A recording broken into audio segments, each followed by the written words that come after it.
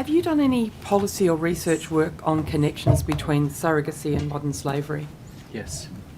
And what has that research or policy work demonstrated as potential issues?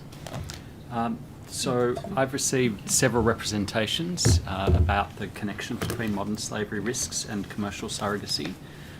In February of this year, I wrote to Mr. Greenwich to raise concerns regarding Schedule 19 of the Equality Legislation Amendment brackets LGBTIQA+ brackets Bill 2023. I believe that's the correct full name of the bill, which would, as you know, amend the Surrogacy Act. And I raised three specific concerns. First, that poorly regulated commercial surrogacy arrangements may produce modern slavery in some circumstances. Secondly, that as it was then drafted, so I'm going back to February this year, as it was then drafted, Schedule 19 risked feeding a race to the bottom, encouraging New South Wales residents to use poorly regulated commercial surrogacy arrangements despite associated modern slavery risks. And thirdly, that New South Wales residents may end up being exposed to criminal liability for violation of certain Commonwealth and New South Wales offences identified in Schedule 2 of the Modern Slavery Act of 2018, or indeed liability for breaching modern slavery laws overseas. And what are those modern slavery risks? So the first is that I should emphasise that surrogacy, whether commercial or altruistic, can be organised in a manner that does ensure that it's free of coercion and consistent with the rights of all parties. However, when poorly regulated, commercial surrogacy may in some circumstances create several different risks relating to modern slavery. In 2018, the United Nations Special Rapporteur on the Sale and Sexual Exploitation of Children flagged concerns around abusive practices in some international commercial surrogacy arrangements.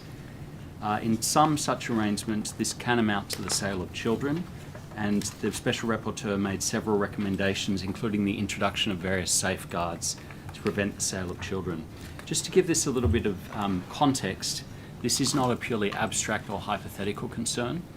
In September 2023, so about a year ago, authorities in Greece raided the Mediterranean Fertility Institute and charged all its staff members with participation in human trafficking after an investigation uncovered use of brokers, fraud and record falsification to traffic at least 98 women from Ukraine, Moldova, Romania, Albania and Georgia, many of whom became birth mothers at the clinic.